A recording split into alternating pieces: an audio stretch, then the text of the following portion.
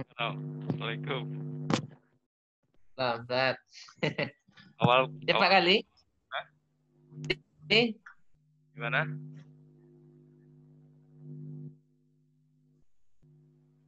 kanan.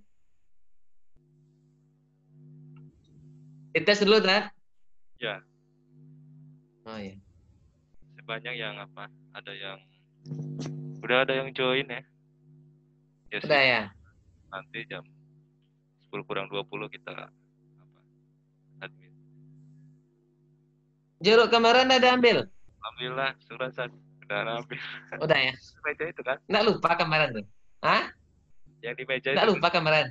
Ah, Iya, iya. masuk. Iya, iya. Soalnya kemarin masih nampak di sini.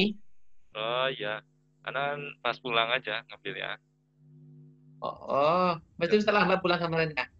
iya, jam berapa jam? Hmm. 10. Jam Iya. 3. Berapa orang semua, Tat? Hah? Berapa orang yang tergabung semuanya hari ini? Kalau yang daftar 105, Wih, banyak ya. ya itu. Iya, iya, iya. Mama Delon jadi kan? Mama Delon, Jadi itu. jadi ya. Mm-mm. Kita nggak lihat satu-satu kemarin. Mama Delon, Bu Lopi. Pak, Lopi. hah? Lopi, Lopi. Pak Irwan Ritonga juga Lopi. ikut. Mama Lopi Delon, Meltia. hah? Multi, Lopi. Lopi. Lopi Meltia. Ada di grup kan, Ustaz? Ada, ada. Oh, ada berarti. Mm. Ini 2 jam tadi ya? 2 jam. Mungkinan kayak kemarin tuh 1,5 jam. Eh, Iya, iya. dari 2 jam. Kita coba. Iya, iya.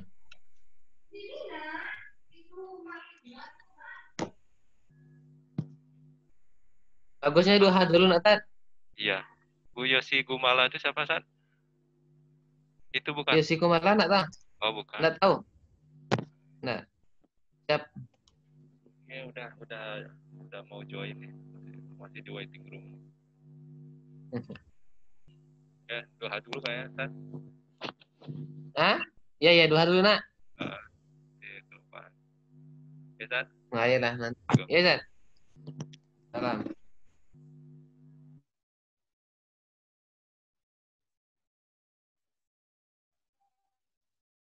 Anda biaran terbuka atau left, Zat? Benar.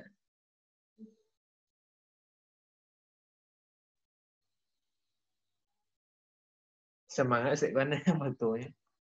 Enggak betul, sebenarnya. Tak apa. Dulu, soalnya. Dari ini organisasi. Lah orang ke organisasi orang beda. Itu. Pesangonnya udah banyak. Jemaahnya banyak.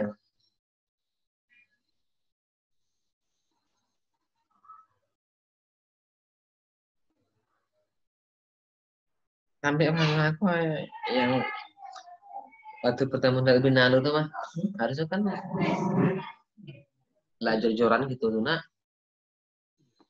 Udah ada lah.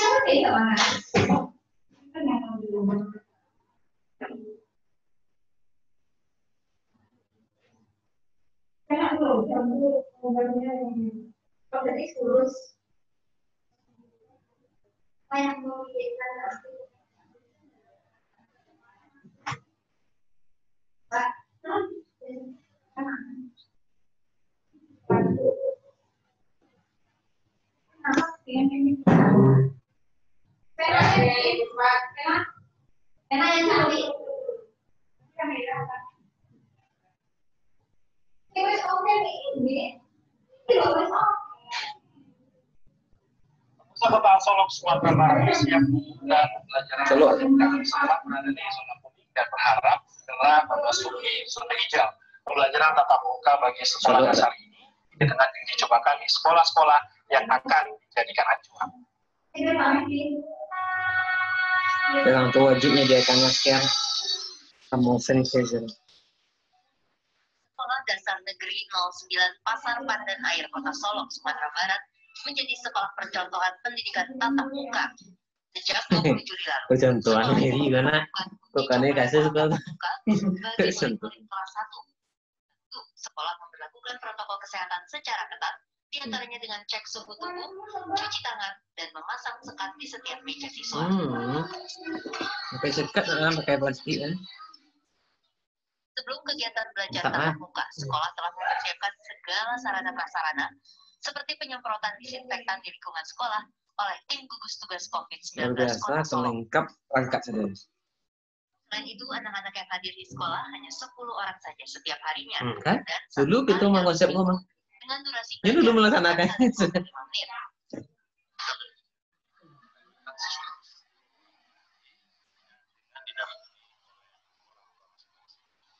Masih pembelajaran yang sekitar 4 hari kelas 1 SD. Nah, untuk selama kegiatan dalam kelas, anak-anak hanya beraktivitas di dalam kelas. Ada jeda istirahatnya sekitar 15 menit, itu juga dilaksanakan di dalam kelas, di meja masing-masing. Peran orang tua pun sangat diperlukan untuk menyiapkan masker, hand sanitizer, dan makanan bergizi, karena anak-anak dilarang jajan di luar sekolah. SMP itu langsung aman.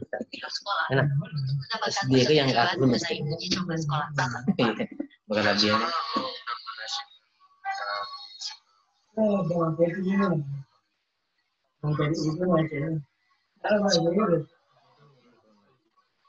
Awak saya nggak tahu. Kalau ada bawah, itu kan saya dengan data Sistem yang diterapkan SD Negeri 09 PPA ini menjadi acuan untuk sekolah lainnya tingkat SD Kota Solok setelah dilakukannya evaluasi. Pada umumnya SD di Kota Solok menerapkan pembelajaran sistem daring karena Kota Solok masih berada di zona kuning. Dari Solok, Sumatera Barat, Wahyudi Agus, TV One mengabarkan.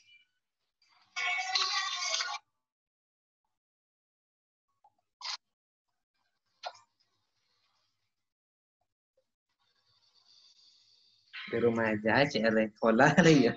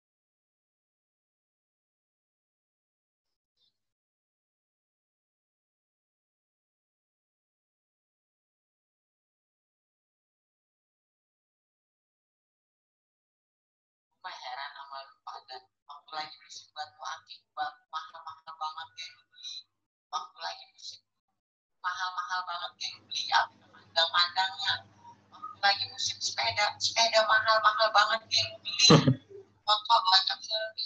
Sekarang nih musim kurban pura-pura orang ngerti malah dibeli tusuk sate sama arang on lagi.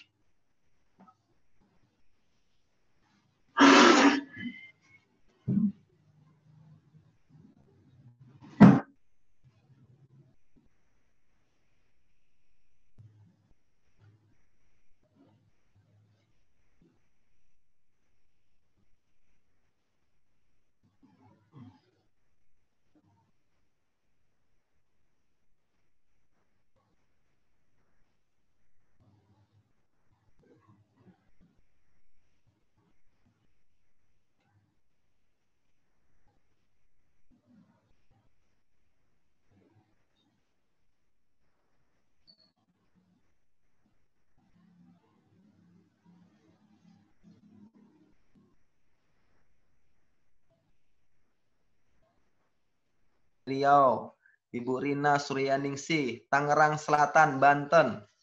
Ayo Dharmasraya mana ini? Dharmasraya? Mana? Ibu Reni Rulita dari TK Darul Ilmi. Ini guru anak saya ini. Dharmasraya. Ya.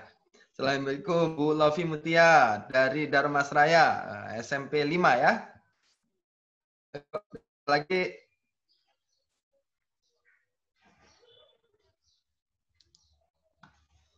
Gunawan, Sekolah Harapan Prestasi Jakarta Timur, Masya Allah. Ya, Jakarta Timur.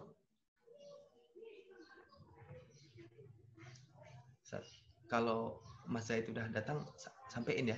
Udah datang ya. Pak Afrizal, MTS B14 Tanah Datar. Bu Hotma dari SMP Yadika 13 Bekasi, Masya Allah. Ya. Ternyata, ayo yang lain mana? Dharmasraya ada nggak ini? Kok dikit kali ya Dharmasraya? Oh ya, SMP IT Andalas Cendekia, Ustadz Sandra Eko Milton. Dharmasraya ya, Insya Allah. Bapak Ibu semuanya, ya kebetulan kita diamanahkan untuk mengadakan webinar ini ya dari Andalas Cendekia Islamic School ya yang ada tentang SD IT Andalas Cendekia dan juga SMP IT Andalas Cendekia yang terletak di Dharmasraya Sumatera Barat. Dharmasraya Sumatera Barat. Dharmasraya itu terletak di ujung ya selatan Sumatera Barat, berbatasan dengan Riau dan berbatasan dengan Jambi, Bapak Ibu semuanya yang mungkin dari Makassar, dari Kalimantan, kami ingin mengenalkan Dharmasraya. Di sini ada juga Bu Ike Fitriwardi, SMA Negeri 1 Timpeh, Dharmasraya. Ya, alhamdulillah Bapak Ibu, kami ingin benar-benar ikut berkontribusi dalam membina generasi ini. Dulu Andalas Cendekia itu lahir di 9 tahun yang lalu, ya, lewat rumah kecil yang dikontrak, dikasih pelang nama SDIT Andalas Cendekia, Bapak Ibu semuanya. Alhamdulillah, dengan berjalannya waktu, sekarang sudah 9 tahun Andalas Cendekia yang kemudian ingin berkontribusi terhadap bangsa ini, dan salah satu siswanya kita ikut memenangkan juara Olimpiade tingkat nasional, alhamdulillah, yang juga hafal Al-Quran 5 juz. Bapak Ibu semuanya, dari beberapa prestasi yang mencoba kita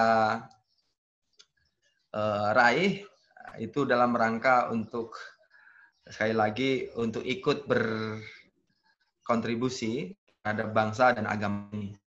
Bapak Ibu semua yang dirahmati, alhamdulillah, insya Allah pembicara kita sudah hadir di tengah-tengah kita.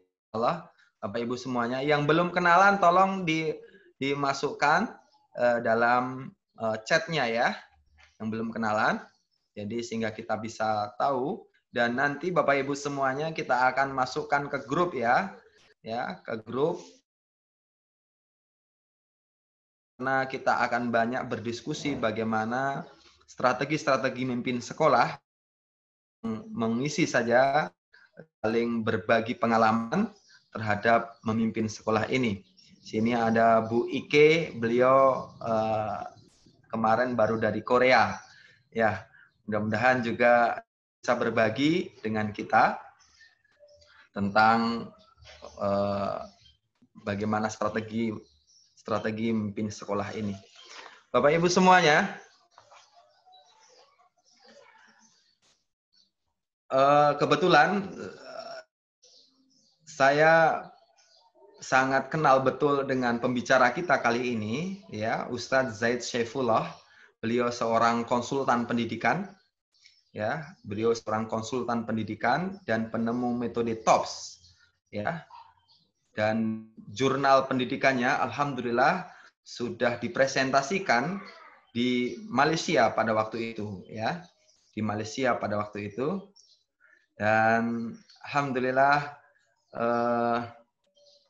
saya sering berdiskusi sama beliau dan saya mengikuti programnya, yaitu expert di pendidikan. Bagaimana cara mengelola daripada sekolah. Subhanallah, saya sangat terbantu sekali dalam proses mengelola sekolah SDIT Andalas Cendekia, karena benar-benar Bapak Ibu, saya merasakan tidak punya ilmu dalam mengelola sekolah ini, tapi karena kenal sama Mas Zaid, ya saya diajari, saya belajar dalam proses mengelola sekolah. Dan alhamdulillah hari ini sudah 9 tahun Andalas Cendekia berdiri dan pertumbuhannya alhamdulillah ya sangat signifikan, ya. Itu karena saya terus terang belajar sama beliau. Ya, subhanallah, ada juga Pak Ida Bagus Gatot AF, ya, dari Kota Baru, Kalimantan Selatan. Ya. Ada Ibu Fitria Ali dari MA Darus Saadah, Mampang Perapatan, Jakarta ini ya. Ada Pak Afrizal dari MTSN 14 Tanah Datar. Insya Allah. Ini Bapak Ibu semuanya, ya begitu mungkin perkenalan. Ya, saya Yusuf Effendi, kebetulan di Andalas Cendekia diamanahkan sebagai Ketua Yayasan Pendidikan Cendekia. Sambil menunggu Mas Zaid, ya, Ustadz Zaid Syaifullah, kita dengarkan pesan dari Bapak Bupati Dharmasraya, ya, karena kebetulan sekarang ini saya di kata sambutannya dari Bapak Wakil Bupati Dharmasraya.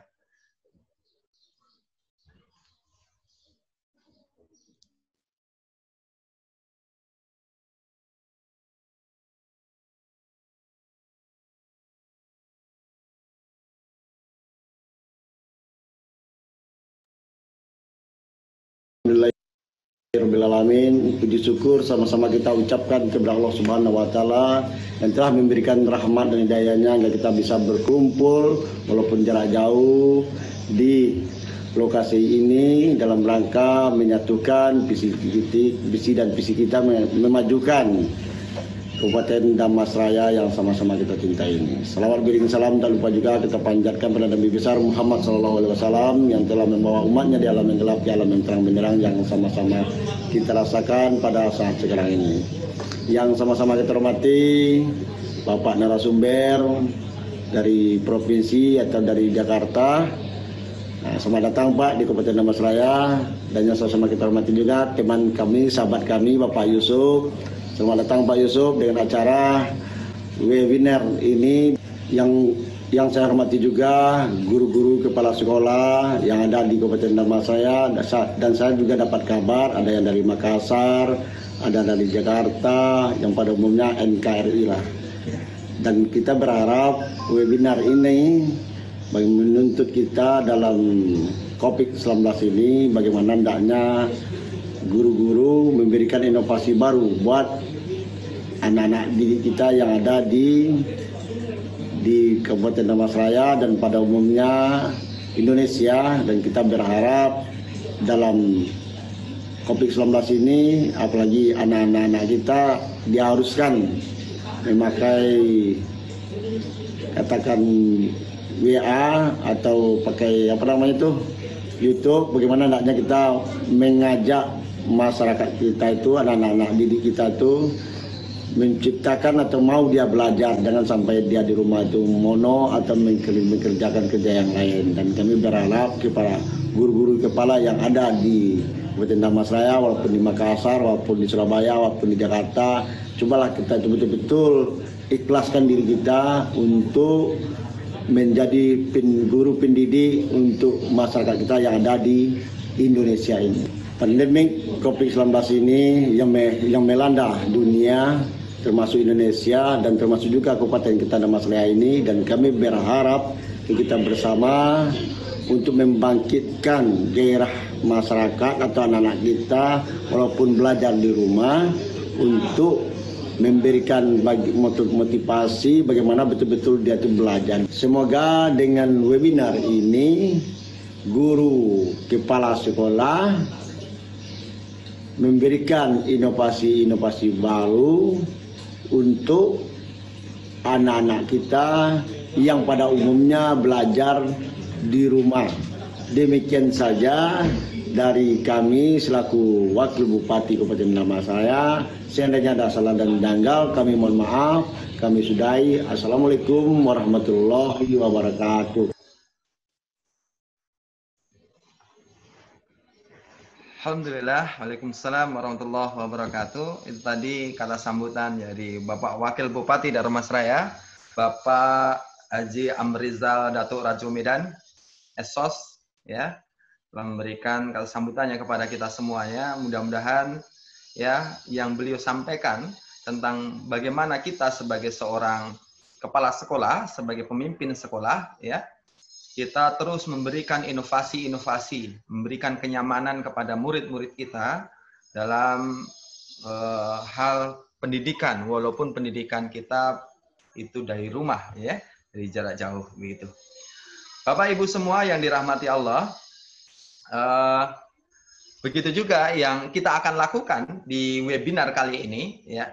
Ini semuanya dalam rangka untuk kita mencari bersama, memberikan dampak positif terhadap sekolah-sekolah kita, sehingga anak-anak kita bisa lebih nyaman, lebih tenang dalam hal belajar, walaupun pelajaran itu dari rumah. Tapi ternyata Bapak Ibu, pasca pandemi sekalipun, ya, pembelajaran yang memang mungkin bisa dilakukan dari rumah ini bukan hanya saat COVID, saat pandemi, tapi setelah pandemi bisa jadi ini akan tetap berjalan. Bahkan kemarin saya membaca dari pernyataan Bapak Menteri Pendidikan Nasional, Mas Nadiem, itu menyampaikan kemungkinan ya pembelajaran jarak jauh pun akan dilakukan di pasca pandemi. Ya, ini menyangkut juga tentang teknologi aja yang ada, dan kemudian tentang zamannya memang sudah seperti itu.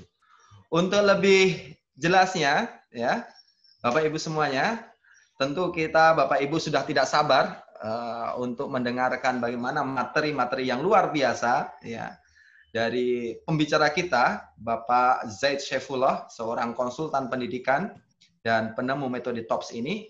Untuk itu kita undang beliau, Ustadz Zaid Syaifullah.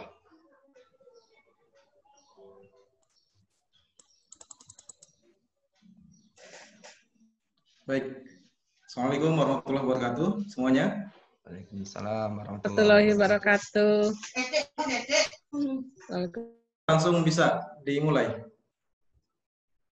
Sudah bisa, Pak. Sudah bisa, Ustaz. Baik. Saya langsung mulai sambil menunggu peserta lain yang barangkali mungkin baru siap-siap untuk join. Baik, bismillahirrahmanirrahim. Assalamualaikum warahmatullahi wabarakatuh. Alhamdulillah, wassalatu wassalamu ala rasulillah, wa ala alihi wa sahbihi wa mawalah.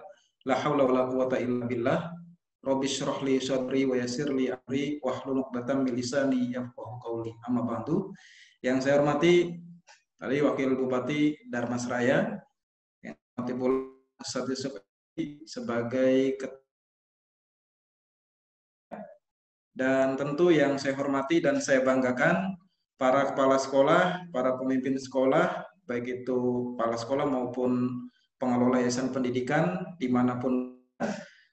Kalau tidak salah baca ya, pesertanya ada yang dari Jawa ya, Jakarta, Banten, Jawa Tengah, Jawa Timur, ya, kemudian juga ada yang dari Sulawesi ya, ada yang dari Sumatera ya, kemudian juga dari Kalimantan ya.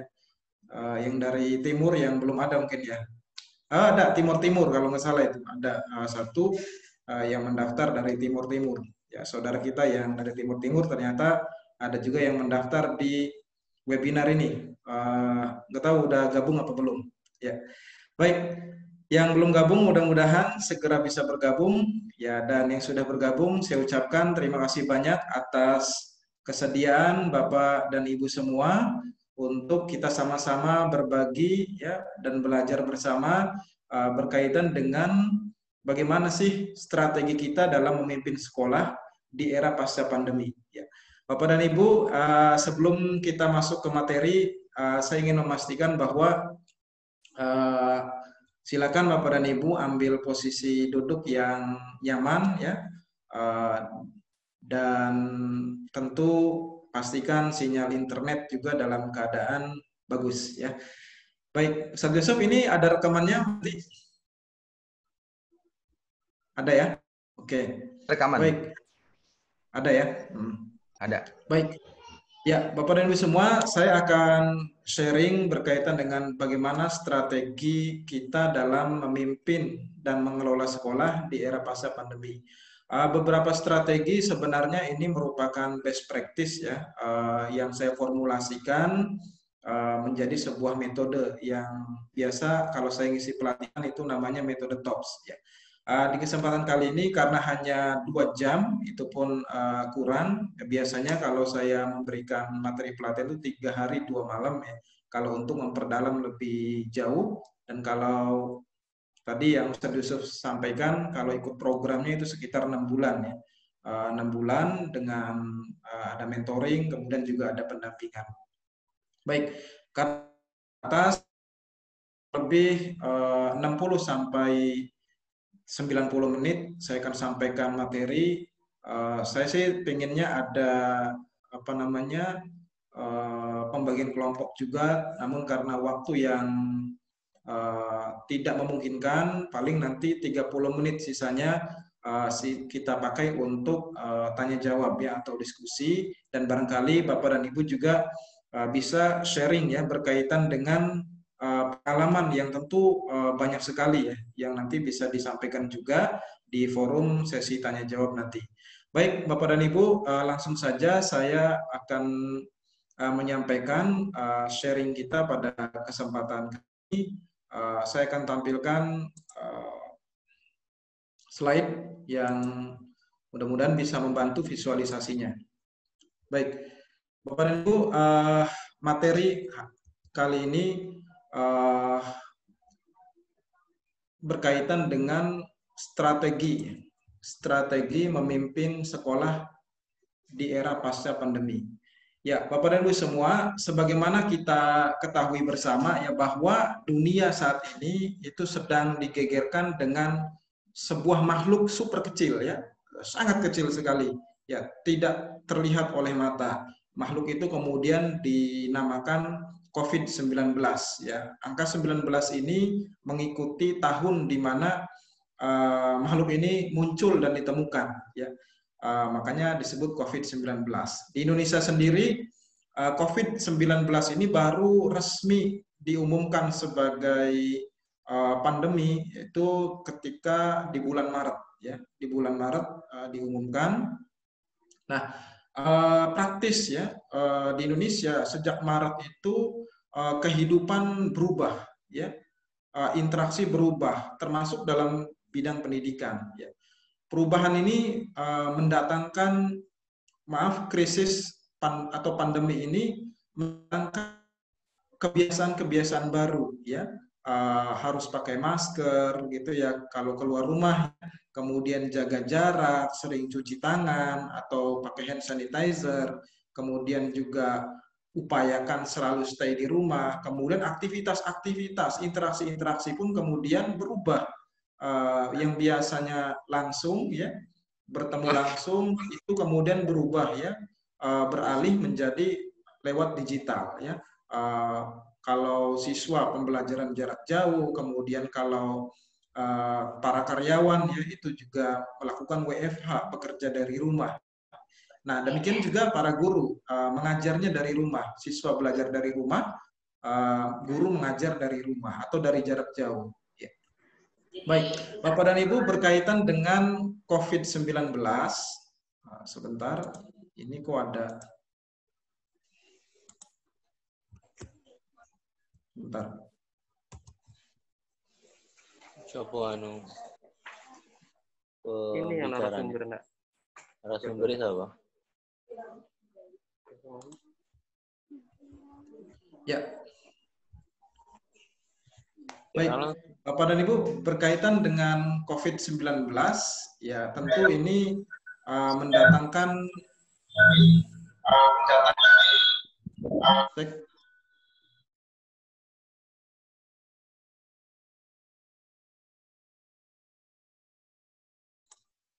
baik. Cek. Ya. Baik. Bapak dan Ibu semua, terkait dengan COVID-19 ini tentu mendatangkan memunculkan sesuatu yang baru ya. Sebelum pandemi ya orang kalau berinteraksi langsung ya. Sekarang di masa pandemi dan juga nanti pasca pandemi ada kebiasaan-kebiasaan baru, ada sikap-sikap baru yang sebelum pandemi itu tidak dilakukan, tapi setelah pandemi itu menjadi dilakukan. Nah, sekolah sebagai salah satu yang terpengaruh oleh pandemi ini tentu harus beradaptasi pula. Ya, ketika tidak mampu beradaptasi, ya maka siap-siaplah kita akan menjadi basi. Ya, nah Bapak dan Ibu di layar laptop atau handphone Bapak dan Ibu saya tampilkan gambar kopi. Ya, Bapak dan Ibu, bayangkan ya, kalau Bapak dan Ibu meminum kopi ya, yang biasanya nikmat itu, tapi kemudian kopinya dalam kondisi dingin. Kira nikmat atau tidak? Ya, pasti jawabannya tidak ya, tidak nikmat. Tapi kalau kopi itu disajikan dan diminum dalam keadaan masih hangat, ya, nah tentu ini akan terasa nikmatnya, harum aroma kopinya itu akan terasa, akan tercium ya. Ketika diminum itu akan terasa nikmatnya ya. Nah, sama dengan sekolah Bapak dan Ibu semua. Ya, sekolah pun sama. Ketika sekolah ya mengalami perbedaan zaman atau perbedaan kondisi dan situasi, tapi dia masih berharap seperti dulu, ya, itu artinya sekolah itu ya sudah tidak hangat lagi, alias sudah dingin. Ya, ketika sudah dingin, nah akan terasa perbedaan nikmatnya, akan terasa perbedaan kualitas layanannya kepada masyarakat. Nah, karena itu Bapak dan Ibu, agar sekolah kita tetap hangat dan tetap relevan dengan kebutuhan dan juga tantangan yang ada, maka mari kita hangatkan sekolah kita masing-masing dengan cara kita membuat atau merancang serta mengimplementasikan strategi-strategi baru untuk membuat sekolah kita agar lebih maju lagi, lebih baik lagi, dan tentu relevan dengan kebutuhan serta tantangan zaman dan juga generasi. Baik, di kesempatan webinar singkat ini, ya saya berharap mudah-mudahan setelah webinar ini Bapak dan Ibu bisa untuk memahami ya tantangan dalam mengelola sekolah di era pasca pandemi. Ya, tantangannya apa saja ya mengelola dan memimpin sekolah di era pasca pandemi nanti. Kemudian juga diharapkan walaupun kita pertemuan yang singkat ya, diharapkan kita semua mampu membuat strategi ya, dan juga mengimplementasikan strategi tersebut dalam memimpin dan mengelola sekolah di era pasca pandemi, sehingga akhirnya sekolah kita bisa tetap survive ya dan mampu memenangkan persaingan. Karena tidak bisa dipungkiri sekolah tiap tahun bertambah ya. Itu artinya ya kompetisi dalam bidang kebaikan itu juga semakin ketat ya, semakin ketat. Karena itu Bapak dan Ibu bersiap-siaplah untuk memenangkan persaingan dalam kebaikan ini.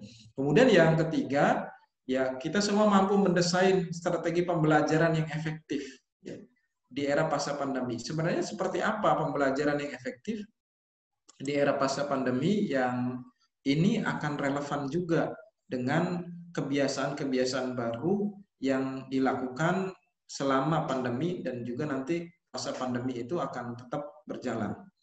Baik Bapak dan Ibu semua,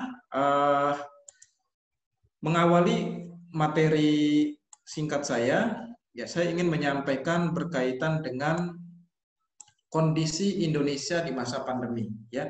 Karena kita hidup di Indonesia, ya mari kita pahami kondisinya seperti apa sih Indonesia di masa pandemi, ya. Menurut Menteri Keuangan, ya bahwa di Indonesia pertumbuhan ekonominya minus, ya sekitar 4%. Nah, karena minus itu artinya, ya kondisi ekonomi Indonesia berada dalam kondisi yang tidak baik. Nah, kondisi yang tidak baik ini kemudian menyebabkan bisnis banyak yang rontok, ya, dan ada juga yang sampai gulung tikar. Ya, paling banternya adalah mereka kemudian melakukan efisiensi, ya, dengan merumahkan karyawannya. Ada juga yang memotong gajinya sampai dipotong 20%. Ya. Nah, ini kondisi yang terjadi, ya. Ekonomi dan bisnis terdampak akibat dari pandemi ini. Nah, karena ada keterpurukan di bidang ekonomi, karena ekonomi terdampak, ya, dan juga bisnis ada yang rontok, lalu juga kebijakan perusahaan melakukan efisiensi, ya. Nah, ini berakibat pula pada penghasilan atau pendapatan masyarakat. Nah, masyarakat ini adalah orang-orang yang memiliki putra dan putri, ya. Nah, karena putra-putri mereka sekolah, sedangkan pendapatan mereka menurun bahkan nyaris tidak ada, maka ini berakibat pula pada sekolah. Nah, barangkali ini sudah dirasakan oleh Bapak dan Ibu terkait dampaknya, yaitu menurut riset Kemendikbud, ya 56% sekolah di Indonesia mengalami kesulitan keuangan. Nah, hal ini sesuatu yang wajar, mengingat memang sebagian besar, khususnya sekolah swasta, itu mengandalkan, ya, pendapatannya itu dari SPP siswa, dari uang pembayaran atau biaya pendidikan yang dibayarkan oleh siswa ke sekolah. Dan 56% itu mengalami kesulitan keuangan. Nah, kemudian bukan hanya kesulitan keuangan, ya, ternyata ya sekolah pun diuji ya dengan pembatasan sosial berskala besar, ya. Akhirnya di skala dunia saja, ya, termasuk Indonesia, lebih dari 91% siswa ya telah dipengaruhi oleh penutupan sekolah karena pandemi. Ya, itu artinya siswa sebagian besar, ya, mayoritas itu belajar di rumah, ya, belajar dari rumah. Nah, hal ini mengakibatkan ya sekolah juga harus mengatur strategi bagaimana perangkat pembelajaran jarak jauhnya, belum lagi berbicara kuota, belum berbicara kemampuan tim dalam menggunakan teknologi untuk pembelajaran jarak jauh. Ya. Lalu yang kelima, ya, ternyata ya ini tantangan bagi sekolah, ya, khususnya kepala sekolah dalam memimpin tim. Ya. Ternyata menurut IGI, Ikatan Guru Indonesia, sebagian besar guru di Indonesia itu bingung, ya, dan gagap dengan pembelajaran digital. Nah, ini kondisi Indonesia di masa pandemi. Ya, di satu sisi memang ekonomi mulai minus, gitu ya. Kemudian juga sekolah kesulitan keuangan, siswa harus belajar dari rumah. Namun guru dihadapkan pada tantangan mereka masih gagap dan bingung dalam menggunakan teknologi untuk menunjang pembelajaran digital. Nah, kondisi-kondisi tersebut kemudian lebih ditantang lagi, ya, karena kondisi sekarang ini, ya, di sebelum pandemi, di masa pandemi, dan juga setelah pandemi, generasi yang dipimpin, generasi yang dididik oleh guru-guru kita di sekolah, termasuk oleh kita sebagai kepala sekolah, itu ternyata generasi yang melek teknologi. Ya. Apa yang kita sebut dengan generasi Z dan generasi Alpha, di mana mereka ini adalah native digital, penduduk asli dunia digital. Mereka itu generasi yang melek teknologi. Maka ketika berbicara tentang pembelajaran jarak jauh, sebenarnya yang menjadi problem utama, ya, di samping terkait dengan punya HP atau tidak, punya kuota atau tidak, ternyata adalah yang menjadi kendala utama itu bukan di siswanya. Kalau siswa, mereka itu insya Allah sudah siap dengan teknologi. Ya, bahkan kalau kita berikan smartphone kepada anak kita itu udah pinter, nggak usah diajarin. Nah, tapi ternyata tantangannya adalah bagaimana kita dan juga guru-guru kita ini bisa menggunakan, atau bahasa lebih romantisnya, bersahabat dengan teknologi. Ya, bersahabat dengan teknologi. Kenapa? Karena generasi-generasi kita, ya, yang kita didik saat ini, bahkan, ya, guru-guru yang kita pimpin itu sudah ada yang generasi Z. Ya, kalau kita memimpin sekolah dasar atau mengajar di sekolah dasar, ya, kelas 4 atau kelas 5 SD itu termasuk generasi Alpha.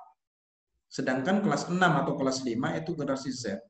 Sedangkan kalau kita ada di SMP, ya, siswa kita itu masih generasi Z, pun dengan yang SMA, ya, itu masih generasi Z. Nah, ini tentu tantangan, ya. Generasi yang kita didik saat ini adalah generasi melek teknologi, bahkan bisa jadi guru yang kita pimpin sebagiannya itu adalah generasi melek teknologi. Nah, Bapak dan Ibu, inilah tantangan kita, ya, di masa pandemi dan juga di era setelah pandemi. Nah, di masa pandemi ini pun, ya, muncul kekhawatiran dari para orang tua, karena seringnya, ya, ini tantangan juga bagi kita sebagai kepala sekolah, ya, ketika kita sudah siap dengan pembelajaran jarak jauh, ya, kemudian guru-guru kita juga sudah siap dengan pembelajaran jarak jauh, ternyata di pihak orang tua muncul kekhawatiran. Ya, karena anak-anaknya sering berinteraksi atau sering megang gadget, sering megang laptop dan terkoneksi dengan internet, berdasarkan riset itu ternyata 83% orang tua di Indonesia khawatir anaknya terpapar muatan berbahaya di internet. Nah, ini juga tantangan bagi kita sebagai kepala sekolah, kita sebagai pengelola yayasan pendidikan. Bagaimana kemudian kekhawatiran ini pun ya kita antisipasi ya, supaya anak-anak tetap bisa belajar ya, dan juga mereka bisa menggunakan teknologi untuk pembelajaran. Di sisi lain juga kita harus bisa menyelamatkan ya, mengamankan anak-anak kita ya, anak-anak didik kita dari konten-konten yang berbahaya ya. Berikutnya adalah ya, kenapa kekhawatiran itu terjadi? Karena memang saat ini ya, di era sebelum ya, di masa dan setelah pandemi, serangan budaya negatif itu sedemikian gencarnya ya. Sinetron atau film-film, musik, bahkan ya kalau di internet itu bahkan ada perkumpulan-perkumpulan ya, yang ini adalah perkumpulan ataupun konten-konten yang berbahaya bagi anak-anak kita, bagi anak didik kita. Nah, serangan budaya sedemikian masif, apalagi dengan adanya teknologi digital, ya, dengan adanya kecanggihan teknologi, dengan adanya internet, bahkan internet itu di tangan masing-masing, ya, serangan budaya itu semakin mudah. Ya, itu artinya, ya, sekolah dihadapkan pada tantangan bagaimana menjaga anak-anak didik kita agar tidak terpengaruh oleh konten-konten berbahaya yang justru akan menghancurkan mereka. Ya, itulah Bapak dan Ibu tantangan-tantangannya. Kemudian ya, di era sebelum pandemi saja sebenarnya dalam bidang pendidikan kita memiliki tantangan, yaitu adanya generation gap, ya, kesenjangan generasi, di mana dalam teori lintas generasi itu manusia dibagi-bagi, digolong-golongkan menjadi kurang lebih 6 generasi. Ya, generasi yang lahir sebelum tahun 45 itu digolongkan generasi tradisionalis. Generasi yang lahir tahun 46 sampai 64 itu baby boomers. Kemudian generasi X ya, itu kelahiran 65 sampai 79. Barangkali Bapak dan Ibu ada yang kelahiran terkategori generasi X 65 sampai 79. Kemudian ada juga generasi Y, yaitu orang-orang yang lahir di antara tahun 80 sampai 95. Ya, barangkali ada juga Bapak dan Ibu yang terlahir di rentang tahun ini. Nah, generasi Z adalah generasi yang lahir tahun 96 sampai 2010. Nah, barangkali guru kita juga ada yang tergolong generasi Z. Ya, mungkin yang baru lulus ya, itu masuk kategori generasi Z. Nah, generasi yang terakhir itu generasi alfa. Inilah yang generasi yang saat ini paling gedenya barangkali sudah duduk di bangku kelas 5 SD saat ini. Ya, generasi alfa, generasi Z, Y, X, baby boomers dan tradisionalis ini memiliki karakteristik masing-masing yang berbeda. Maka ketika sekolah, ketika kepala sekolah, ketika guru tidak mampu mengidentifikasi bahwa tiap generasi itu beda, kita akan terkaget-kaget. Ya, dulu mah perasaan gitu ya, anak-anak itu mudah sekali diatur. Nah, itu adalah salah satu contoh pernyataan bahwa memang ya generasi sekarang dengan dulu itu berbeda. Ya, karakteristik mereka berbeda. Kalau generasi zaman kita dulu barangkali ya, oleh guru disuruh duduk, itu semuanya duduk ya, dengan tangan di atas meja seperti ini. Nah, nurut banget. Beda dengan sekarang ya. Beda dengan sekarang. Nah, inilah generation gap. Nah, kita dihadapkan pada tantangan bagaimana memimpin dan mendidik anak-anak, memimpin guru yang bisa jadi kita dengan mereka itu berbeda generasinya. Ya. Nah, tantangan-tantangan tadi sekaligus kejadian-kejadian yang terjadi semasa pandemi itu melahirkan kebiasaan baru yang nanti di era pasca pandemi ini akan terus berjalan. Ya. Salah satunya adalah stay at home itu jadi lifestyle. Ya. Bagaimana kemudian orang dengan cukup berada di rumah mereka bisa bekerja, dengan cukup dari rumah mereka bisa mengajar. Ya. Kemudian kebiasaan lain yang muncul ya setelah pandemi ini adalah adanya efisiensi. Kita semakin kita belajar efisiensi di masa pandemi ini, dan setelah pandemi pun kita akan terbiasa dengan efisiensi. Ya. Kemudian go virtual, ini yang ada kaitan erat dengan era digital atau era revolusi 4.0. Ya, go virtual. Ya, kerja via virtual, bahkan belajar pun virtual. Nah, ini kebiasaan-kebiasaan di era pasca pandemi yang kemungkinan besar itu akan terus berjalan, ya akan terus dilakukan oleh kita, baik itu sebagai kepala sekolah, sebagai guru maupun sebagai siswa. Nah, Bapak dan Ibu, kalau kita berbicara virtual, kalau kita berbicara era digital, kalau kita berbicara era revolusi industri 4.0, maka kita dihadapkan pada suatu kondisi di mana terjadi gangguan-gangguan atau disrupsi yang fundamental. Ya, kita bisa belajar. Ya, saya contohkan misalkan kasusnya Grab dengan taksi konvensional. Ya, di mana kalau kita ingin membuka jasa transportasi, ya, misalkan taksi, sebelum tahun 2010, ya, barangkali kalau kita ngomong begini, ya, saya pengen buka perusahaan taksi, tapi saya tidak harus punya armada, tidak harus pula punya pool, tidak harus pula punya atau merekrut sopir atau karyawan. Barangkali kalau kita mengucapkan kalimat itu di era sebelum tahun 2010, ya kita akan ditertawakan. Ya, akan ditertawakan. Gila, mustahil. Ya. Tapi ya teknologi digital kemudian mampu mewujudkan itu. Ya. Ya, ternyata dengan teknologi mimpi seperti itu bisa terwujud. Ya. Kita melihat bahwa ternyata taksi online, ya, ada dulu di awal kemunculannya ada Grab, ada Gojek, ada juga Uber. Ya. Ini terjadi persaingan ketat, ya, di mana akhirnya yang mampu beradaptasi dengan zaman, yang mampu memanfaatkan atau mampu bersahabat dengan teknologi, dialah insya Allah yang akan menjadi pemenangnya. Ya.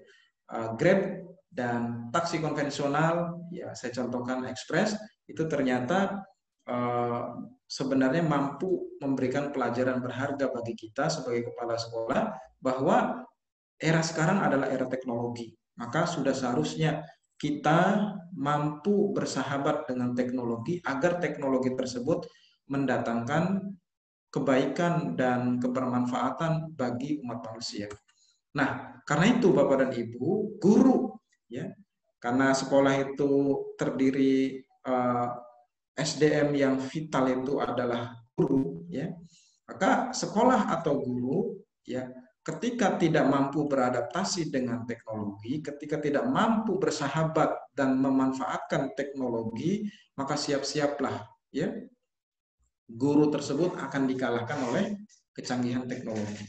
Ya, kalau saya tanya, ya, ke Bapak dan Ibu semua, ya, pertanyaan sederhana. Coba sebutkan nama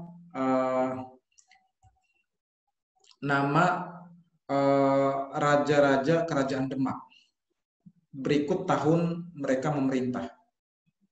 Ya. Saya yakin, ya, sehebat-hebatnya kita manusia, sehebat-hebatnya kita guru sejarah, kita akan mikir dulu, ya, recalling dulu memori kita, ya, lalu menyebutkan satu persatu. Tapi coba kita tanya ke Google, ya, dalam hitungan 0, sekian detik, ya, Google bisa menampilkan itu. Nah, itu artinya ya teknologi itu sudah sedemikian canggih. Apalagi nanti ada artificial intelligence juga udah mulai dikembangkan, udah mulai diterapkan, itu akan semakin membuat ya manusia itu bisa terpinggirkan. Ya, makanya bersahabatlah dengan teknologi agar kita guru dan sekolah tidak dikalahkan oleh kecanggihan teknologi.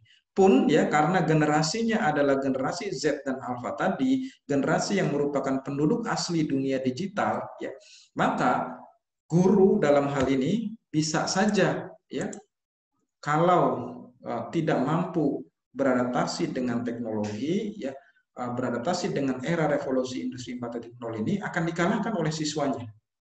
Ya, bagaimana tidak? Siswa itu setiap hari memegang smartphone. Dia bisa googling, dia bisa searching ya terkait dengan materi-materi pembelajaran. Kalau guru tidak mau belajar, baik itu memperdalam konten keilmuannya dan juga memperdalam, memanfaatkan teknologi untuk pembelajaran, bisa jadi guru akan tergeser bahkan dikalahkan oleh siswanya. Nah, inilah tantangan kita. Maka sekolah dihadapkan pada dua pilihan, ya, kalah atau berubah. Kalah sudah pasti dia akan ditinggalkan, berubah kita punya peluang. Antara bisa survive, bahkan bisa memenangkan.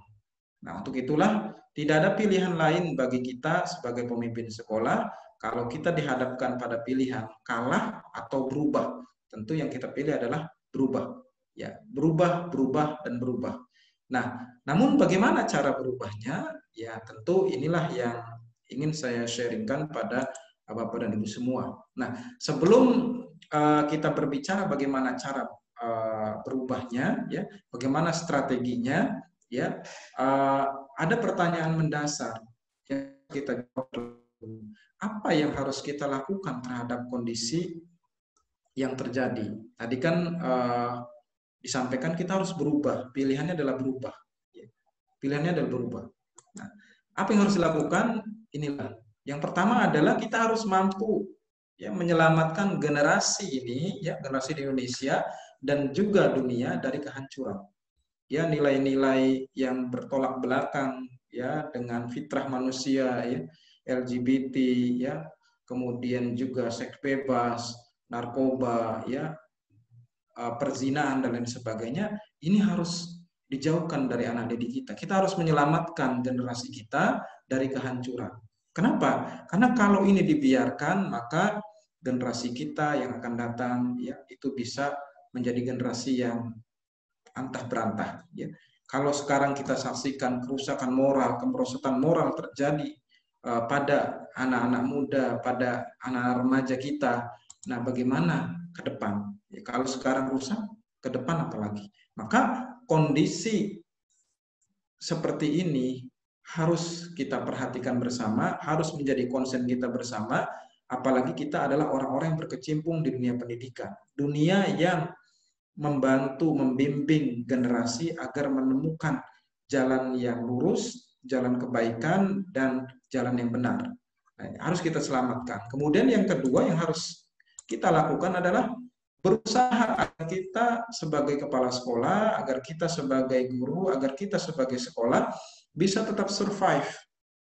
Ya, bisa tetap survive. Bahkan ya, kita harus menjadi pemenang. Ya, jangan mau jadi yang biasa-biasa. Nah, cuman pertanyaannya adalah bagaimana caranya? Nah, di kesempatan kali ini saya ingin sharing ya cara atau strateginya.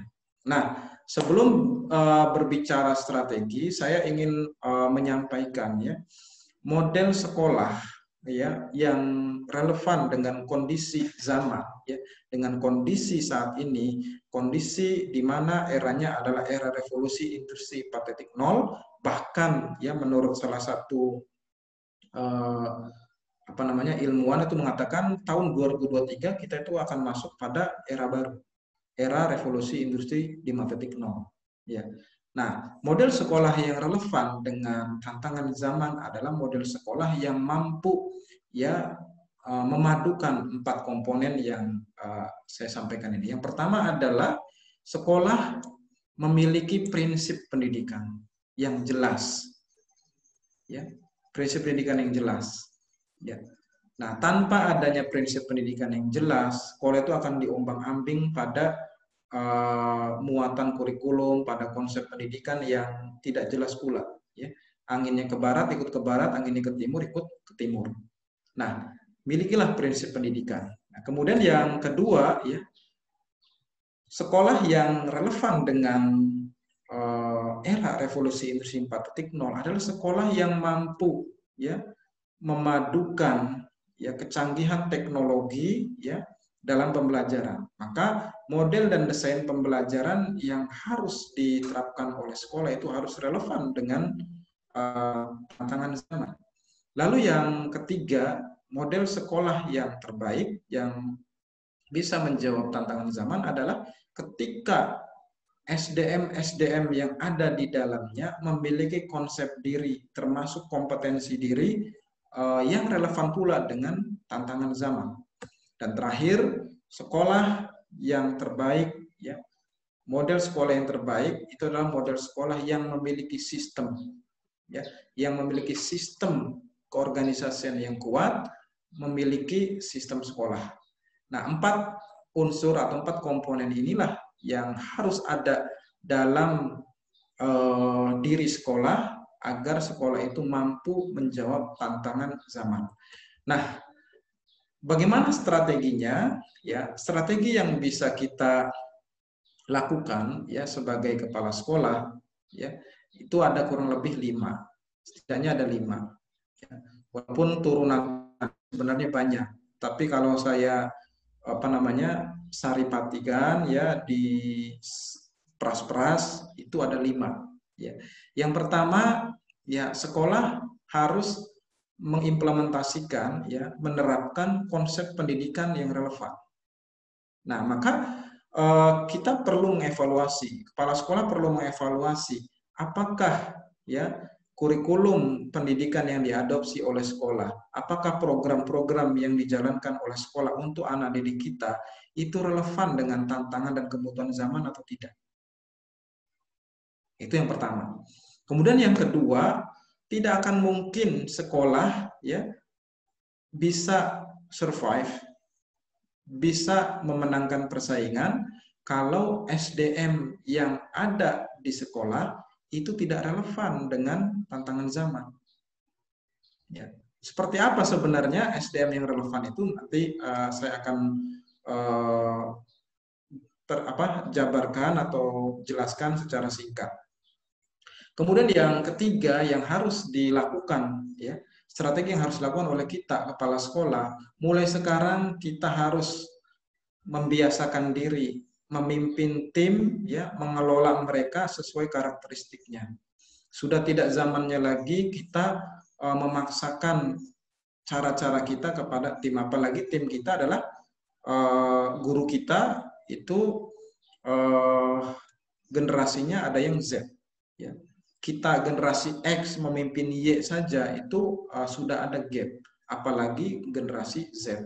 Maka kita harus mampu mengelola tim kita sesuai karakteristiknya. Karena sebenarnya, ya, setiap orang yang kita pimpin itu sebenarnya memiliki potensi. Yang kalau potensi itu kita kelola dengan baik, maka itu akan mendatangkan kebermanfaatan bagi guru tersebut, bagi sekolah, dan bagi kita sebagai pemimpin sekolah. Lalu yang keempat, ya, strategi yang harus dilakukan oleh kepala sekolah terhadap sekolah yang dipimpin adalah menguatkan brand-nya. Ya, menguatkan brand. Dan yang terakhir, yang kelima, melakukan reinvent, ya. Melakukan reinvent. Menemukan kembali, ya, diri kita, sekolah kita, itu apa sih? Ya, keunggulannya, kehebatannya, keunikannya, atau sesuatu yang bisa menjadikan kita dan sekolah kita itu bisa survive, bahkan bisa memenangkan persaingan. Nah, saya akan bahas satu persatu secara singkat. Nanti silakan Bapak dan Ibu bisa bertanya, bisa juga sharing nanti di sesi setelah saya sampaikan ini. Baik, terkait yang pertama, ya, relevankan konsep pendidikan yang diadopsi oleh sekolah sesuai dengan tantangan zaman dan generasi. Baik, tadi di awal saya sampaikan bahwa zaman saat ini sudah berubah, ya. Eranya adalah era revolusi industri 4.0, bahkan menuju 5.0. Nah, ini memerlukan kurikulum yang ideal. Nah, kemudian juga konsep pendidikan itu harus sesuai dengan karakteristik generasi dan zaman. Kalau zamannya sekarang era digital, maka sudah seharusnya sekolah itu dalam konsep pendidikannya sudah mengadopsi, sudah menerapkan teknologi dalam pendidikan. Bahkan ya kurikulum itu ya termasuk dalam hal pembelajarannya menyesuaikan dengan karakteristik generasi. Lalu yang ketiga, model atau desain pembelajarannya itu juga harus direlevankan dengan zaman. Nah, maksudnya gimana? Banyak orang salah paham terkait dengan merelevankan konsep pendidikan dengan zaman. Ada yang bilang, oh berarti kita harus ngikutin zaman. Ya, ada sesuatu yang harus beradaptasi dengan zaman, ada juga yang baku, yang tidak boleh berubah. Ya, yang tidak boleh berubah hal-hal yang prinsip. Misalkan kalau dalam Islam ya, yang namanya sholat itu wajib itu 5 waktu. Sholat zuhur itu 4 rakaat. Ya. Nggak mungkin karena sekarang zamannya zaman sibuk, kemudian sholat zuhurnya cukup 1 rakaat saja. Itu hal yang prinsip yang tidak akan pernah berubah. Ya. Lalu yang boleh berubah apa? Itu adalah cara atau sarananya. Kalau dulu mengajar itu dengan whiteboard, kemudian dengan whiteboard, sekarang dengan layar HP atau layar laptop, atau dengan infocus. Itu adalah cara, ya, sarana. Ya, kalau dulu cara ngajarnya misalkan satu arah, sekarang karena anak-anaknya kritis ya 2 arah. Nah, gitu. Jadi harus disesuaikan. Nah, kemudian banyak juga yang salah paham tentang menyesuaikan dengan zaman. Tentang menyesuaikan dengan zaman, ya semuanya kemudian terlalu memfokuskan pada teknologi, tapi lupa dengan hal-hal yang prinsip. Nah, inilah yang ingin saya sampaikan, bahwa yang pertama, konsep pendidikan yang utuh, yang akan mampu menjawab tantangan zaman, ya, itu adalah konsep pendidikan yang bisa menyelamatkan generasi. Ya, menyelamatkan generasi dari kehancuran. Maka bagaimana cara menyelamatkan generasi? Ya, tidak lain dan tidak bukan adalah dengan memperkuat pendidikan agama, dengan memperkuat akidah anak didik kita. Ya, Imam Malik rahimahullah ya dalam salah satu qaulnya mengatakan la yasluha, ya, tidak akan pernah menjadi baik akhir hadhil ummah, generasi akhir umat ini, ya, akhir generasi umat ini tidak akan pernah jadi baik generasi akhir umat ini illa bima salaha bihi awaluha, kecuali dengan apa-apa yang telah menjadikan generasi awal umat Islam itu baik. Ya, generasi umat Islam ya itu baik dengan pendidikan agama, dengan Islam, penguatan akidah dan juga penguatan kepribadian mereka agar selalu terikat dengan hukum-hukum agama. Nah, maka konsep pendidikan yang relevan yang akan mampu menyelamatkan generasi dan juga menghilangkan kekhawatiran orang tua terhadap serangan atau konten berbahaya di internet, maka sebenarnya bisa kita jawab tantangan tersebut dengan memberikan pendidikan yang kuat terkait dengan akidah ya dan juga kepribadian anak didik agar selalu terikat dengan hukum-hukum agama, ya, dengan hukum Islam, ya, dengan syariat agama. Inilah yang akan memperkuat. Jadi walaupun anak itu memegang gadget, ya, di kamar, ya, sendirian, gitu ya, dia tidak akan mengakses konten-konten negatif. Kenapa? Karena ada CCTV yang dia lihat, itu CCTV-nya Allah. Ya, ketakwaan dirinya akan menjadi pencegah untuk mengakses konten-konten negatif tersebut. Tapi ketika ketakuan tidak ada, maka yang terjadi adalah anak-anak terjerumus dalam konten-konten negatif. Maka salah satu cara strategi kepala sekolah dalam menyelamatkan generasi ya di era pasca pandemi nanti dan juga era saat ini itu adalah dengan kita mereview kembali kurikulum kita apakah sudah relevan dengan kebutuhan itu, sudah mampu menjawab akan tantangan itu atau belum. Nah, ada salah satu penelitian menarik dari Fakih Foundation tahun 2017 yang lalu bahwa ternyata generasi Z, generasi muda di Indonesia itu menganggap agama paling penting dalam mempengaruhi kondisi kebahagiaan. Itu artinya Bapak dan Ibu, sebenarnya anak-anak didik kita itu haus, itu rindu ya dengan pendidikan agama.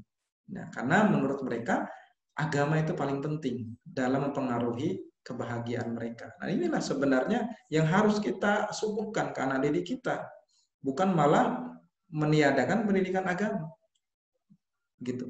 Nah, lalu terkait dengan teknologi, terkait dengan cara atau sarana, ya, Sayyidina Umar bin Khattab pernah mengatakan, ada juga yang bilang ini kaulnya Sayyidina Ali, ajarilah anak-anakmu sesuai dengan zamannya. Yang mengajari anak sesuai zaman ini maksudnya adalah bukan kemudian karena zamannya LGBT, karena zamannya seks bebas, lalu ajari seks bebas, bukan. Ya, tapi maksudnya adalah kalau anak kita hidup di zaman teknologi, maka ajari mereka itu teknologi. Jangan hidup di era teknologi tapi diajarkan bagaimana menggunakan sabak. Ya, eranya tablet, kita diajarkan bagaimana menggunakan sabak. Nah, ini tentu tidak relevan. Jadi kata Sayyidina Umar, ya, ajarilah anak-anakmu sesuai dengan zamannya karena mereka hidup di zaman mereka bukan pada zamanmu. Nah, maka Bapak dan Ibu, dalam konsep pendidikan, khususnya dalam model pembelajaran, sekolah harus mulai memikirkan bagaimana pembelajaran itu tidak selalu offline atau tatap muka langsung di kelas. Barangkali di antara kita ya atau sebagian besar dari kita masih merindukan gitu ya kondisi zaman sebelum pandemi. Ya, oh zaman sebelum pandemi kelas ini penuh dengan anak-anak, guru juga ngajar gak usah pakai teknologi.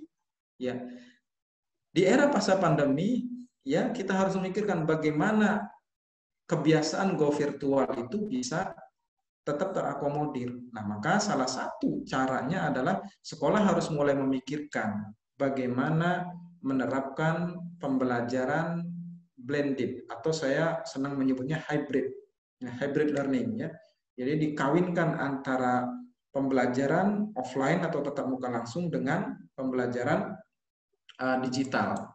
Nah, maka sekolah-sekolah yang mampu ya mengawinkan ya pembelajaran online dengan offline itu menjadi sekolah yang model, menjadi pelopor, menjadi pembeda di antara yang lain. Dan ini akan semakin efektif dan efisien. Ya, di saat yang lain keteteran misalkan ruangan kelas karena sudah virtual, kita nggak terlalu direpotkan dengan itu. Bahkan ya sekolah yang mampu menerima juga kelas atau siswa jarak jauh ini akan semakin hebat ya. Jadi terapkan hybrid learning atau blended learning dalam desain pembelajaran yang dilakukan oleh sekolah. Dan ini perlu perangkat, perlu teknologi, perlu juga SDM yang mampu. Nah, maka mulai sekarang karena eranya adalah era digital, sudah seharusnya sekolah mulai memikirkan ada tim khusus berkaitan dengan IT. Kenapa? Karena zamannya adalah zaman teknologi. Bersahabatlah dengan teknologi, jangan malah memusuhi teknologi. Nah, pembelajaran itu akhirnya ya harus kita setting, harus kita desain ya agar siswa itu belajar itu ya kapan saja. Tidak menunggu harus di kelas, tidak menunggu harus tatap muka langsung. Belajar kapan saja, di mana saja. Maka kehadiran misalkan platform digital semisal Ruang Guru dan sejenisnya itu sebenarnya menjawab ini. Nah, sekolah pun sebenarnya tanpa tergantung dengan Ruang Guru, ya sekolah bisa meng-create sendiri, sekolah bisa membuat sendiri. Ya, channel-channel gratis banyak, ya. Media-media gratis banyak, YouTube, ya, WA, Telegram, kemudian juga podcast via Anchor, ya, dan sejenisnya. Ini menjadi penunjang bagi kita sebagai kepala sekolah dan juga sekolah untuk bisa menerapkan belajar kapan saja di mana saja. Ya, guru membuat video singkat lalu diupload di YouTube, ya, YouTube-nya channel sekolah, siswa bisa belajar dari situ. Maka sudah seharusnya sekolah mulai sekarang itu serius menggarap video, ya, mengelola YouTube dan juga podcast, ya. Anchor itu usernya memang masih sedikit, tapi ke depan itu bisa jadi akan tumbuh banyak. Ya, di Anchor kita bisa ada platform digital, ya, aplikasi digital namanya Anchor. Di sana banyak sekali podcast pembelajaran, ya. Dari luar negeri, ada juga dari Indonesia. Kemudian sekolah harus serius membuat modul pembelajaran yang adaptif dan aplikatif. Kenapa? Karena generasi kita generasi yang berbeda dengan zaman kita dulu. Ya, generasi sekarang itu cenderung pengennya yang simple-simple, yang praktis-praktis. Maka kita harus mampu membuat modul pembelajaran yang adaptif dan aplikatif. Ya, sebisa mungkin mulai sekarang mengurangi ketergantungan kita terhadap buku-buku paket, ya, yang diterbitkan oleh pihak luar. Sebaiknya sekolah memiliki modul pembelajaran sendiri, ya, yang itu sudah sesuai dengan kurikulum sekolah, sesuai dengan desain pembelajaran sekolah, dan tentu aplikatif serta adaptif. Nah, kemudian yang kedua, strategi yang harus kita lakukan sebagai kepala sekolah, kita harus mengevaluasi, mengecek kembali SDM yang kita pimpin, khususnya para guru, itu sudah relevan belum dengan zaman, ya, sudah relevan belum untuk menjawab akan kebutuhan pendidikan di masa sekarang, ya. Maka terkait relevan atau tidaknya, setidaknya ada 6 yang bisa saya kasih rambu-rambunya. Pertama, cek saja, ya, unsur dasar konsep diri guru yang 6 ini terpenuhi atau tidak. Yang pertama itu prinsip diri gurunya. Ya. Apa sih prinsip diri itu? Ya. Prinsip diri ini harus ada dalam diri guru. Ya, apa itu? Ia adalah nilai-nilai atau value, ya, kalau dalam bahasa agama itu akidah, yang dipegang teguh oleh si guru itu atau tidak. Kalau guru tidak memiliki prinsip diri, tidak memiliki value yang ia pegang erat-erat, maka guru yang seperti itu akan tidak akan relevan dengan zaman. Kenapa? Karena zaman sekarang itu penuh dengan tantangan besar. Ketika guru tidak memiliki prinsip diri, ya, kalau anginnya ke barat, dia akan ikut ke barat. Ya, kalau anginnya sekarang lagi rame tentang, mohon maaf ya, TikTok, ya, gurunya kemudian ikut joget-joget, ya, itu namanya guru yang tidak memiliki prinsip diri. Dia tidak punya value, ya. Nah, guru yang seperti ini tidak akan mungkin bisa mendidik generasi secara lebih baik. Kenapa? Karena alih-alih dia menjadi figur yang bisa membuat siswanya berubah menjadi baik, dia justru menjadi inspirator melakukan perbuatan yang tidak baik. Itu prinsip diri. Kemudian yang kedua, motivasi. Ya. Guru kita, ya, termasuk diri kita, apa sih motivasi kita dalam mengajar atau dalam memimpin sekolah? Ketahuilah bahwa sesungguhnya ketika motivasi kita hanya karena uang, karena materi, maka itu motivasi yang paling rendah. Kenapa? Karena ketika kita tidak dapat uang, tidak dapat gaji, tidak dapat materi, tidak dapat pujian, tidak dapat popularitas, maka kita akan loyo, kita akan down, kita akan lemah.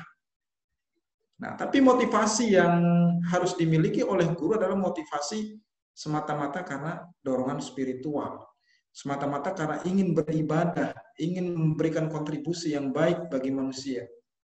Nah, motivasi seperti inilah yang akan membuat guru dan juga kepala sekolah itu tahan banting. Ya, dia tidak akan menjadi orang yang lemah karena ketiadaan popularitas. Kita kan tidak akan menjadi lemah karena tidak ada sanjungan pujian. Tidak akan lemah, tidak akan down pula ketika terpaksa tidak digaji.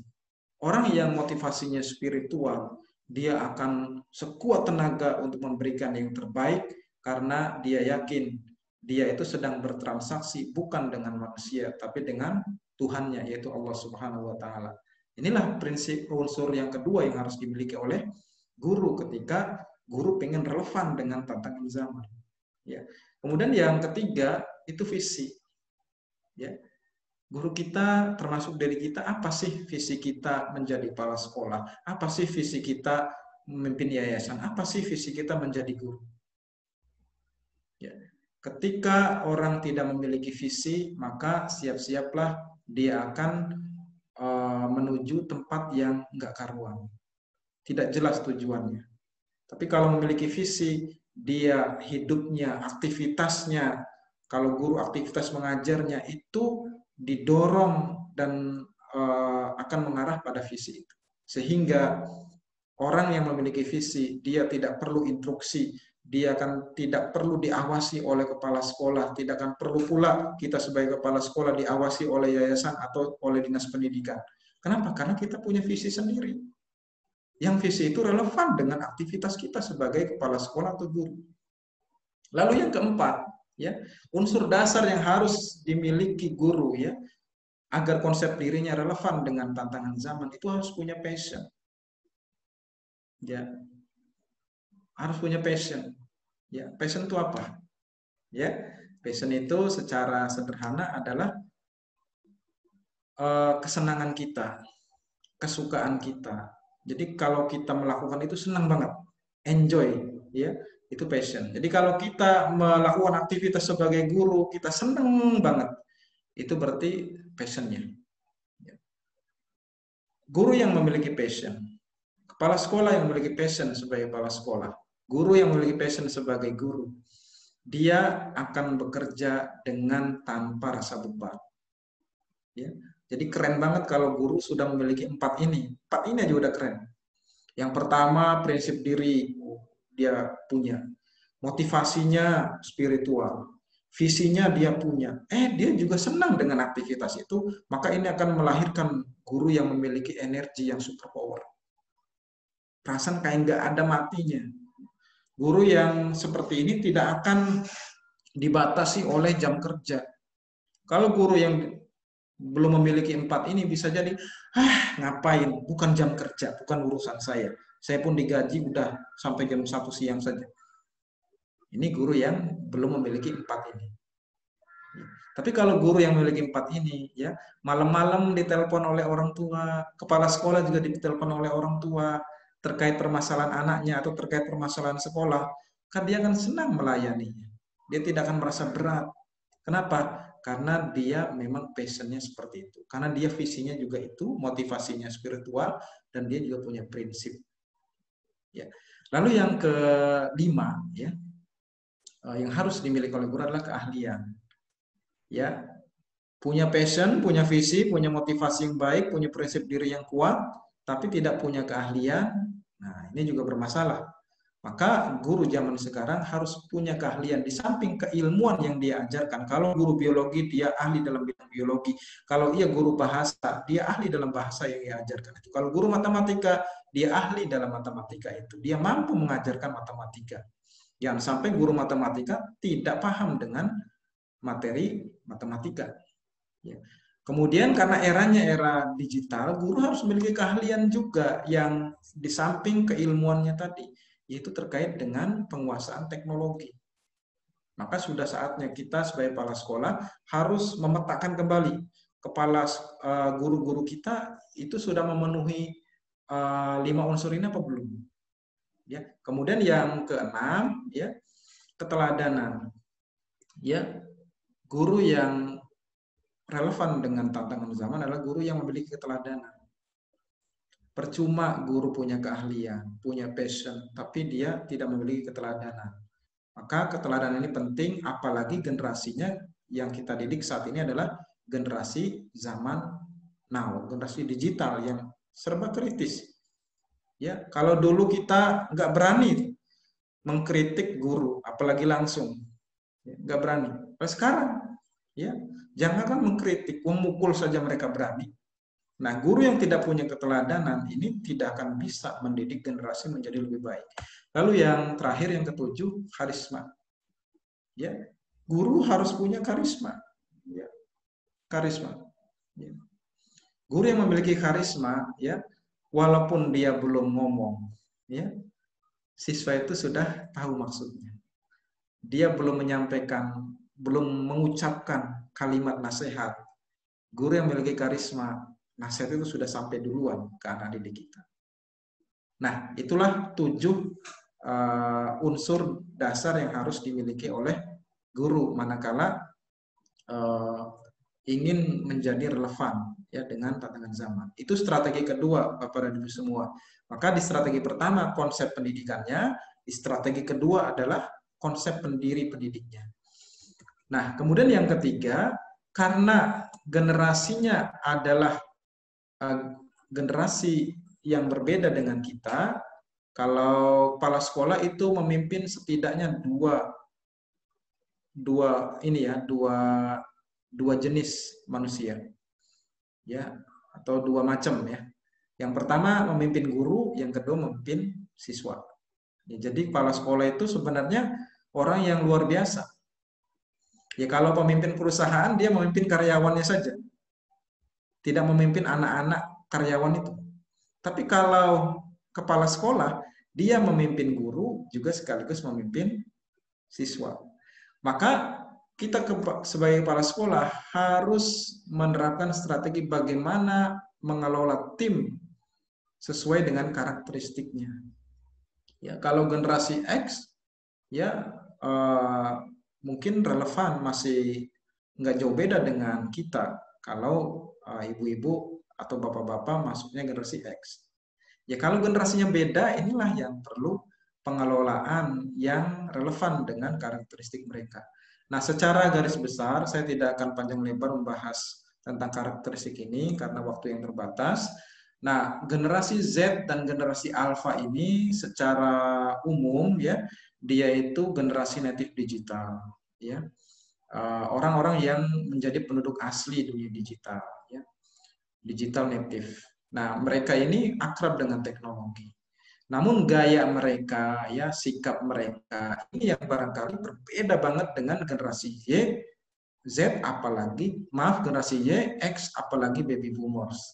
Ya, generasi Z itu generasi yang kritis. Maka ketika ada aturan, ya, dia itu menanyakan kenapa ada aturan ini. Ya, anak saya itu kritis banget. Ya, itu kritis banget. Bahkan kalau generasi Alpha cenderung, ya, tidak mau mengikuti aturan, cenderung, ya, tidak mau mengikuti aturan.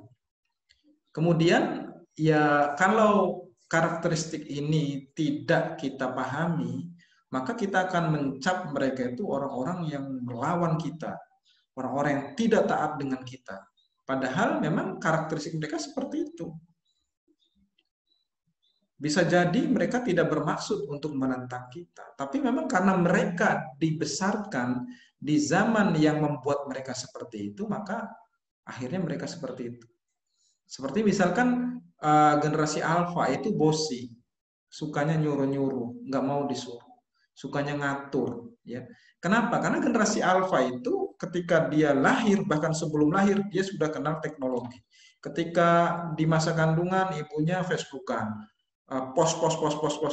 Ketika sudah lahir, ya, masih bayi pun mereka biasa enter, send.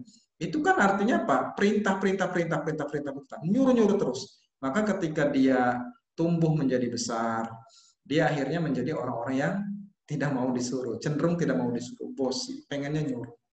Nah, ini karakteristik yang terbentuk dari kondisi lingkungan di mana generasi itu dibesarkan.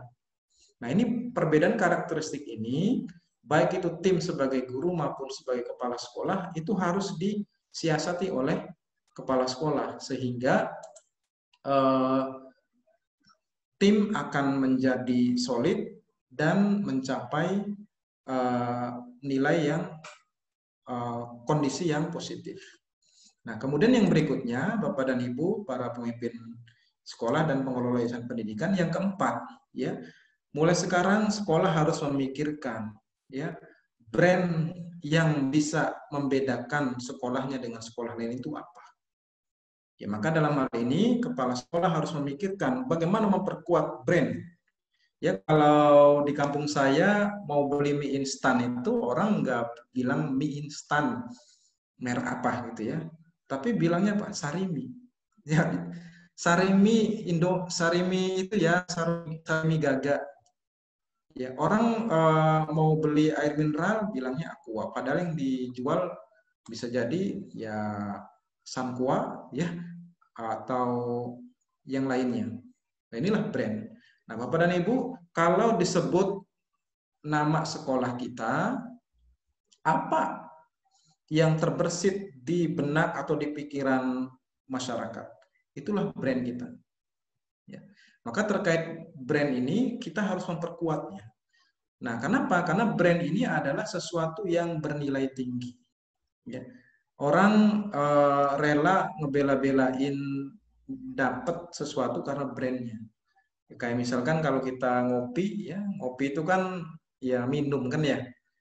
Ya kalau ngopinya di warung kopi ya mungkin hanya 3.000 5.000. Tapi kalau di tempat yang memiliki brand itu bisa mahal. Maka Bapak dan Ibu, brand itu mahal, bisa dijual dan bisa menaikkan nilai jual kita. Maka belajarlah, kita sudah ada yang tahu ya bahwa Sariwangi itu sudah berbeda kepemilikan. Ya. Dulu Sariwangi itu adalah brand sebuah produk teh yang dimiliki oleh PT Sariwangi Agriculture. Tapi siapa yang tahu? Ya, barangkali kita sudah tahu ya bahwa Sariwangi itu sudah bukan milik PT Sariwangi lagi, tapi sudah milik Unilever. Inilah brand. Ya. Jadi Unilever nggak perlu membangun dari nol terkait bagaimana menjual produk teh yang bisa laris di pasaran. Dia cukup beli brand Sariwanginya itu. Bahan bakunya sudah bukan dari PT Sariwangi lagi, pemilik produknya juga bukan PT Sariwangi lagi, tapi sudah berpindah ke Unilever. Nah, maka Bapak dan Ibu, pertanyaan penting bagi kita ya yang harus kita jawab agar kita mampu mengelola sekolah kita agar survive dan bisa memenangkan persaingan, itu perkuat brand kita. Karena brand itu adalah intangible asset dan nilainya bahkan lebih tinggi dibandingkan produk itu sendiri. Ya. Dan terakhir, yang kelima, ya, kepala sekolah harus menerapkan strategi reinvent. Sudah saatnya kita menemukan kembali, ya, apa sebenarnya potensi, keunggulan, kehebatan kita sebagai kepala sekolah, potensi guru kita, bahkan keunggulan sekolah kita itu apa. Nah, kalau kita mampu reinvent, insya Allah ya, kita akan mampu menangkan persaingan. Nah, bagaimana caranya reinvent? Barangkali saya ingin menampilkan atau menceritakan sebuah pelajaran berharga ya. Fujifilm dan Kodak. Ya pasti kita yang hidup di era tahun yang masih hidup, yang waktu itu sudah ini ya, sudah hidup ya. Tahun 80-an sampai tahun 2000-an ya. Itu di jalan-jalan itu masih familiar dengan pelang-pelang ya, itu Fujifilm dan Kodak ya. Fujifilm dan Kodak adalah perusahaan fotografi ya, kalau Fujifilm dari Jepang, kalau Kodak itu dari Amerika ya. Dua-duanya berkompetisi, bersaing secara ketat ya di kancah dunia, bahkan di Indonesia ya. Tapi ternyata ya kita sekarang udah mulai jarang melihat Kodak, Fujifilm pun jarang ya. Kenapa yang terjadi? Tapi sebenarnya ya Kodak dan Fujifilm ini ternyata yang masih eksis itu adalah Fujifilm. Ya. Kenapa? Karena Fujifilm mampu reinvent. Jadi begini cerita singkatnya. Ya, dunia fotografi itu tantangannya adalah adanya kamera digital, ya. Ya, foto dengan negatif, ya, dengan kamera film itu ya, itu sudah tergeser. Kodak kalau tidak salah tahun 82 melalui bagian litbangnya ya sudah memprediksi bahwa fotografi dengan film negatif itu akan tergeser. Ya, karena teknologi sudah berkembang. Tapi hasil riset itu tidak terlalu diperhatikan. Nah, akhirnya Kodak ya itu ini ya mengalami kemunduran. Beda dengan Fujifilm. Fujifilm itu dia memprediksi juga, memperkirakan juga dunia fotografi film negatif itu bagaimana nasibnya di masa yang akan datang. Maka melalui bagian litbangnya, Fujifilm meneliti apa sih keunggulan dia, apa sih kehebatan produk dia. Ternyata kehebatan Fujifilm itu adalah dia memiliki kehebatan kertas fotonya itu ya, tinta fotonya itu mampu bisa bertahan lama. Ya, bisa bertahan lama, awet, tidak mudah pudar ya, tidak mudah pula luntur. Nah, setelah diteliti ya ada sebuah zat yang dikandung di produknya itu. Nah, namanya astaxanthin ya, astaxanthin. Nah, produk itu ya ternyata setelah diteliti bukan hanya mampu membuat warna dan foto itu awet, tapi setelah diteliti ternyata bagus juga untuk kulit. Untuk kulit. Ya, untuk kulit. Maka Fujifilm kemudian reinvent. Dia sekarang berubah menjadi sebuah perusahaan yang memproduksi produk kosmetik khususnya perawatan kulit. Nah, jadi Fujifilm itu tetap ada, tapi produk yang sekarang dikeluarkan itu sudah berubah ya. Dia berubah karena dia mampu menemukan keunggulan dia itu apa. Maka sekolah termasuk kita sebagai manusia, sebagai kepala sekolah dan juga guru harus reinvent. Apa sih keunggulan, kehebatan yang kita miliki sehingga kita bisa bersaing, bisa survive, bahkan bisa tetap bisa memenangkan persaingan.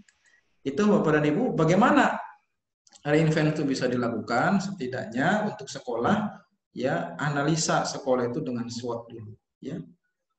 Kekuatannya apa? Kelemahannya apa? Ya, peluang dan tantangannya apa? Ya, peluang dan ancamannya apa? Itu harus dianalisa dulu. Baru setelah dianalisa kemudian buatlah strategi-strategi umum yang bisa dilakukan oleh sekolah dalam rangka bisa tetap survive, dalam rangka bahkan bisa untuk memenangkan persaingan. Ya, ada sebuah tabel ya strategi umum yang bisa kita pakai ketika kita sudah menganalisis SWOT sekolah kita. Ini bisa kita pakai juga untuk nanti membuat strategi bagaimana kita bisa tetap eksis, bisa tetap survive, bahkan bisa memenangkan persaingan di era pasca pandemi nanti. Baik, Bapak dan Ibu, itu barangkali sharing saya terkait dengan bagaimana strategi memimpin sekolah di era pasca pandemi. Tentu beberapa hal dari 5 strategi tadi bisa berlaku sekarang di masa pandemi ya, dan juga khususnya nanti setelah pandemi selesai. Terima kasih. Nanti silakan bisa bertanya atau sharing. Silakan saya kembalikan ke moderator. Bila taufik wal hidayah. Assalamualaikum warahmatullahi wabarakatuh. Waalaikumsalam warahmatullahi wabarakatuh. Syukran jazakallah Ustaz Zaid yang telah memberikan materinya. Subhanallah, daging semua ya Bapak Ibu semua tentang materi kita pada hari ini. Subhanallah. Jadi Bapak Ibu semuanya yang ingin bertanya, silakan angkat tangannya dan kemudian hidupkan speakernya, di unmute ya. Ayo silakan angkat tangan yang mau bertanya atau dituliskan. Ada yang mau bertanya?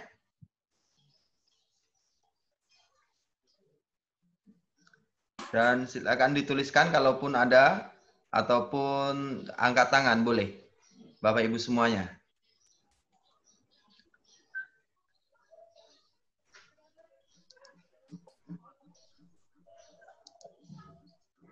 Ada yang mau bertanya Bapak Ibu?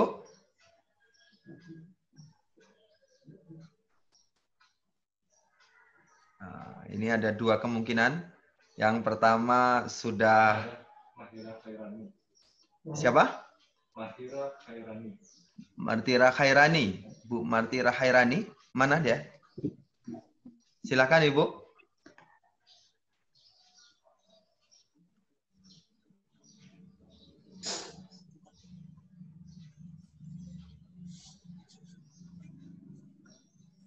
Bu Martina Khairani, silakan. Mungkin bisa difokuskan, Ustaz.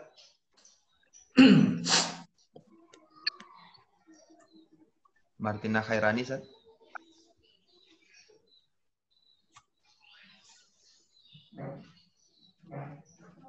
Bu Martina Khairani, supaya di... Kayaknya dari tadi ini. Yang mana? Halo, Bu Martina Khairani.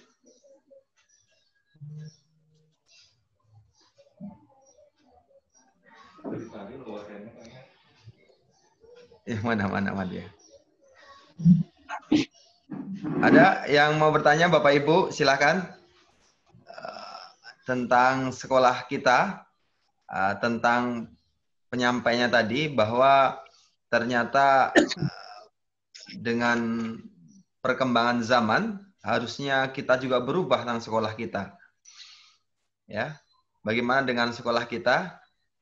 Silakan yang mau bertanya.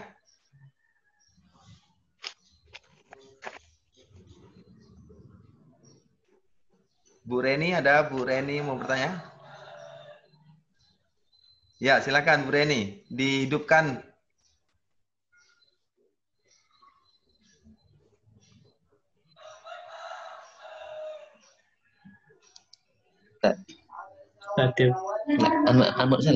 Salah. Oh ya. Pak Afrizal, Bu Reni dulu ya, Bu Reni dulu. Silakan Bu Reni. Di apanya? Oke, Pak Afrizal dulu, silakan dulu Pak Afrizal. Ya, terima kasih Pak. Assalamualaikum warahmatullahi wabarakatuh. Waalaikumsalam warahmatullahi wabarakatuh. Pertama, selamat datang kepada Pak Zaid di Sumatera Barat, Pak Zaid. Ya, selamat datang juga. Walaupun via online ya. Ya, Pak Zaid adalah tutor atau guru kami dulu di FUI, dan ilmu-ilmu beliau itu cukup banyak kami praktekkan, dan alhamdulillah itu menjadi sebuah bekal di dalam memimpin sebuah madrasah yang hari ini kami pimpin. Alhamdulillah. Yang menjadi pertanyaan Pak Zaid, melihat kondisi hari ini ataupun memimpin sekolah setelah di era pasca pandemi COVID-19 ini, ada sebuah strategi yang tadi Bapak sampaikan, yaitunya penggabungan antara tatap muka dan online yang Bapak istilahkan dengan hybrid learning. Jadi